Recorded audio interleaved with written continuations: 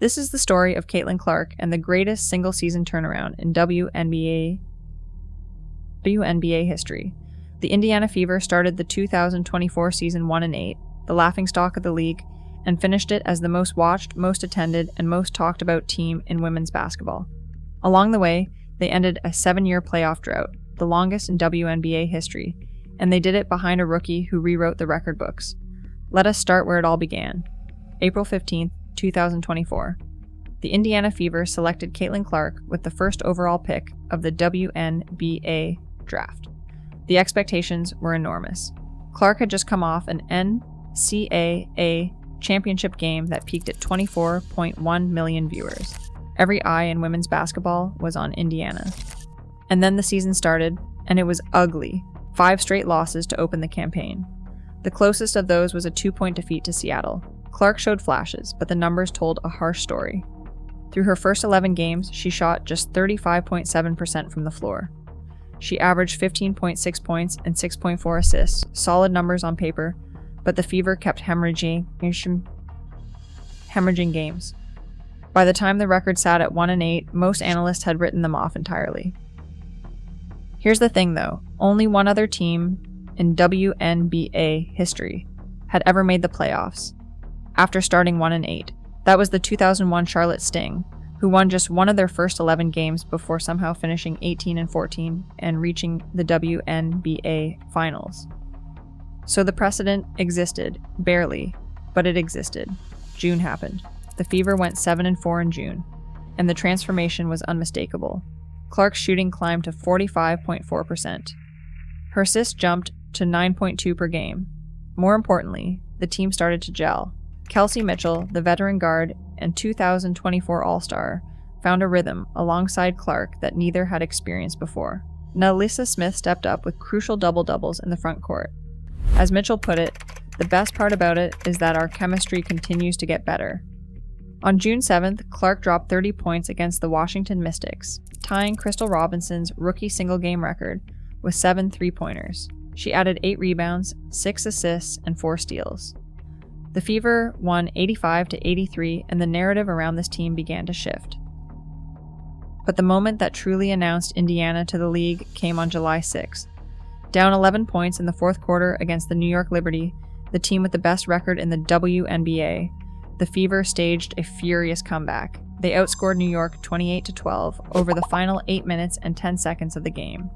And at the center of it all was Caitlin Clark, who finished with 19 points, 12 rebounds, and 13 assists, the first triple-double by a rookie in WNBA history, and the first triple-double in Indiana Fever franchise history, period, going all the way back to 2000. Clark, who wears number 22, reached the milestone in the 22nd game of her career.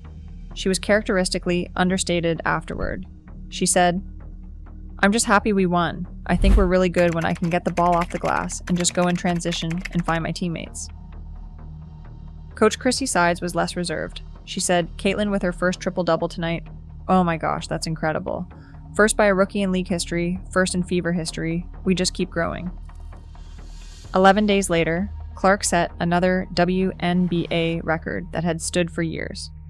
Against the Dallas Wings on July 17th, she dished out 19 assists in a single game, breaking Courtney Vandersloot's all-time WNBA record. She scored or assisted on 66 points that night, shattering Diana Taurasi's 206 mark for points produced in a game. They lost that game, 101-93. It didn't matter. Something fundamental had changed. The Fever entered the Olympic break at 11-15. Clark was controversially left off the U.S. Olympic roster, a decision that stung at the time, but may have been a blessing in disguise. While Team USA was winning gold in Paris, the Fever had time to rest, recover, and prepare for the stretch run. When they returned in August, they were a different team. The post-Olympic surge was remarkable. Clark averaged 24.7 points and 9.3 assists over her first 10 games back, an 8-2 stretch that included Indiana's first 5-game winning streak since 2015.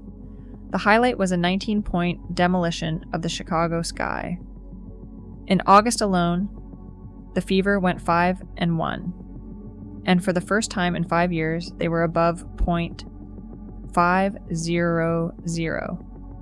On August 18th, Clark broke Tisha Penicheiro's rookie assist WNBA record, a mark that had stood since 1998 during a 92-75 win over Seattle.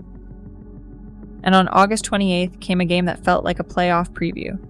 Kelsey Mitchell scored 23, Clark added 19, and the Fever beat the Connecticut Sun 84-80, snapping an 11-game losing streak in the series, their first win over Connecticut since July of 2021. Among the 17,274 fans at Gainbridge Fieldhouse that night were Olympic gold medalists Simone Biles and Gabby Thomas. Biles, fresh off winning 3 more golds in Paris, posted online that it was her first WNBA game, but it would not be her last. That brings us to September 3rd, 2024. Following losses by the Atlanta Dream and Chicago Sky that Tuesday night, the math finally worked out. The Indiana Fever officially clinched a playoff berth for the first time since 2016. The numbers from this season are staggering. Clark finished with 769 points, a WNBA rookie record. She made 122 three-pointers, the second most in a single WNBA season ever. She set the all-time WNBA single-season assists record with 337, not the rookie record, the overall record. She averaged 19.2 points, a league-high 8.4 assists, 5.7 rebounds, and 1.3 steals across all 40 games as a starter. While Aja Wilson and the Las Vegas Aces dominated with championship-level play, Clark's individual achievements stood apart in WNBA history, and the fans showed up. The Fever set a new WNBA single-season home attendance record with 340,715 fans, shattering a mark held by the New York Liberty for 23 years. Their home and road combined attendance reached 643,343. To put the growth in perspective, in their first 7 home games of 2024, the Fever drew 116,782 fans, more than their combined total for all 38 home games during the 2022 and 2023 seasons. 21 of the 24 WNBA broadcasts that topped 1 million viewers in 2024 featured Caitlin Clark. Before this season, the league had not crossed that threshold for a single game since 2008. The playoff run itself ended quickly. Connecticut, the 3rd seed, swept Indiana in 2 games. But even in defeat, there were signs of growth.